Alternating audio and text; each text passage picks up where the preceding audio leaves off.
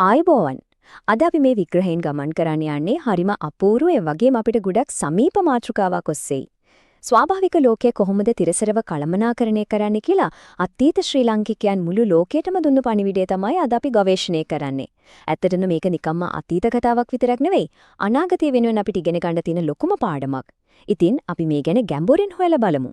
අද අපේ මේ සාකච්ඡාවේ සැලැස්ම පෙළ ගැස්වෙන්නේ මේ විදිහට. මුලින්ම ස්වාභාවික සම්පත් ගැන කතා කරලා ඊට පස්සේ ජලය සහ අපේ අතීත වාරි තාක්ෂණය ගැන අපි බලනවා. අවසාන වශයෙන් ජලය අරපිරිමැස්ම සහ භූගත ඛනිජ සම්පත් ගැනත් අපි කතා කරනවා. හරි. අපි අපේ පළමුවනි මාතෘකාවෙන් පටන් ගමු. ස්වාභාවික සම්පත් කියන්නේ ඇත්තදම මොනවද? මෙතනදී සිත්කන සුළුම කාරණේ වෙන්නේ මේකයි. ස්වාභාවික සම්පත් හදන්නේ කිසිම විදිහකින් මිනිස්සුන්ගේ මැදිහත් වීමක් නැතිව සම්පූර්ණයෙන්ම ස්වාභාවික ක්‍රියාවලියකින් විතරයි. අපි මේ එදිනදා ජීවිතයේදී පාවිච්චි කරන හැම දෙයක්ම වගේ නිර්මාණය වෙලා තියෙන්නේ මේ ස්වාභාවික දේවල් වලින්.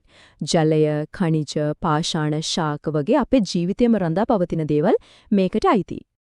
එහෙමනම් මෙතනදී අපි කතා කරන්න ඕනේ වැදගත්ම වචනේ තමයි තිරසර භාවිතය කියන්නේ.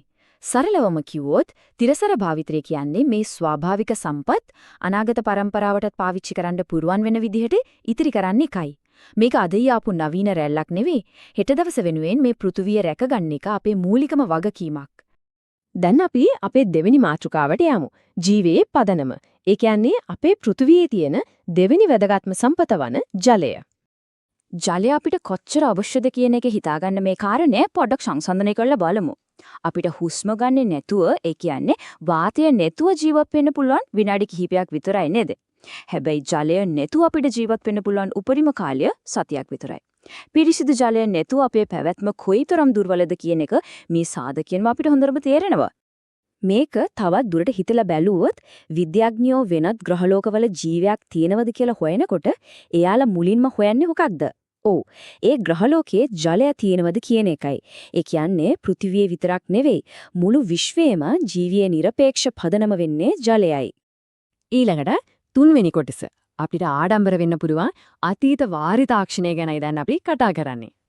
මහා පරාක්‍රමබාහු රජතුමාගේ මේ ප්‍රසිද්ධ කියමන අපිට නිතරම අහලා පුරුදුයි නේද?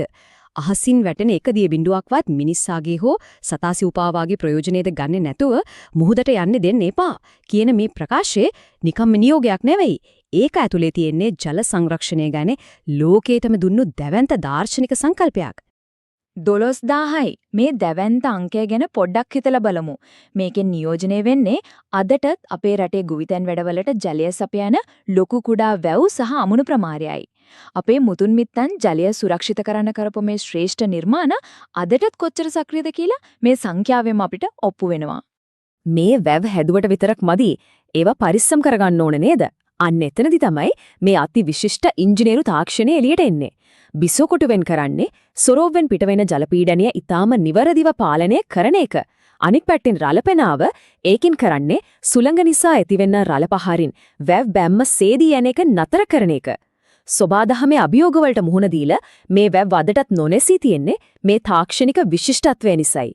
හතරවෙනි මාතෘකාව ජලය අරපිරිමැස්ම. එහෙම නැත්නම් අපි කොහොමද ජලය සුරක්ෂිත කරන්නේ කියන එක. මෙතනදී මතක තියාගන්න ඕනේ වැදගත්ම දෙයක් තියෙනවා. වායු දූෂණයක් නැත්තම් අපිට ලබා ගන්න පුරවන් පිරිසිදුම ජලය තමයි වැසි ජලය කියන්නේ. විශේෂයෙන්ම ජලයේ හිග වියලි කලාපවලට මේ වැසි ජලය රස කරගන්න එක අතිශයම වැදගත්.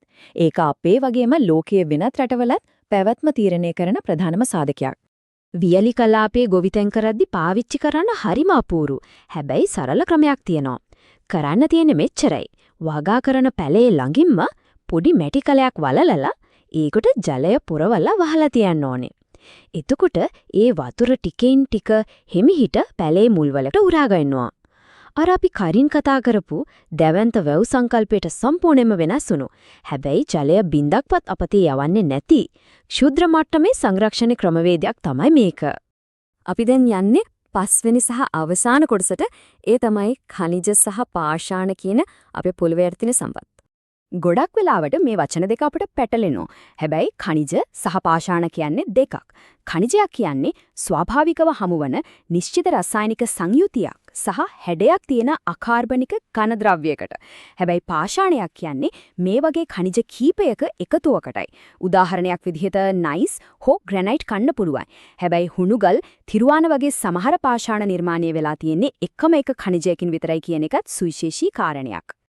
අපේ රටේ හමුවන මේ ඛනිජ වර්ග දිහා බැලුවොත් මිනිරන්, තිරුවාන, ඉල්මනයිට්, රූටයිල්, සර්ගොන්, ෆෙල්ස්පා, ඇපටයිට් සහ සිලිකා වැලි වගේ දේවල් අපිට දකින්න පුළුවන්. මේ ස්වාභාවික මූලද්‍රව්‍ය වලින් අපේ පොළොව කොයිතරම් පොහොසත්ද කියලා අපිට මේකෙන් තහවුරු වෙනවා. දැන් බලමු මේ අමුද්‍රව්‍ය අපේ දිනදා ජීවිතයට සම්බන්ධ වෙන්නේ කොහොමද කියලා. සිලිකා වැලි වලින් තමයි බීදුරු හැදෙන්නේ. මැටි වලින් සිමෙන්ති සහ ගඩොල් නිෂ්පාදනය වෙනවා. ඒ වගේම ශාක කෙන්දි වලින් කඩදාසි නිර්මාණය වෙනවා. ඛනිජ තෙල් සහ ශාක ද්‍රව්‍ය වලින් ප්ලාස්ටික් සහ රෙදි පිලි නිපදවනවා. අපි සමාජයක් විදිහට කොච්චර දුරට මේ ස්වාභාවික සම්පත් මත රඳාපවතිනවද කියලා පැහැදිලි නේද? අපි මේ විග්‍රහය අවසන්යට ඇවිත් ඉන්නේ මේ කතා කරපු හැම දෙයක්ම එක්ක අපි ගැනම ගැඹුරින් හිතන්න ඕනේ ප්‍රශ්නයක් තියෙනවා. අතීතයේ හිටපු ඉංජිනේරුවන්, රජවරුන් වගේම සාමාන්‍ය ජනතාවත් තමන්ට තිබුණ සම්පත් අනාගතය වෙනුවෙන් කොයිතරම් බුද්ධිමත්ව සුරක්ෂිත කළාද කියලා අපි දැක්කා. එහෙමනම් අද අපි භාවිතා කරන මේ ස්වාභාවික සම්පත් හෙට උපදින්න ඉන්න ඊළඟ පරම්පරාව වෙනුවෙන් ඒ වගේම වගකීමකින් අපි සංරක්ෂණය කරනවාද? මේක ඇත්තටම අපේ පරම යුතුයකමක්. මේ අදහසත් එක්ක අදට අපි සමුගන්නව තවත් මේ වගේම වැදගත් මාතෘකාවකින් ආයෙත් හමු වෙමු.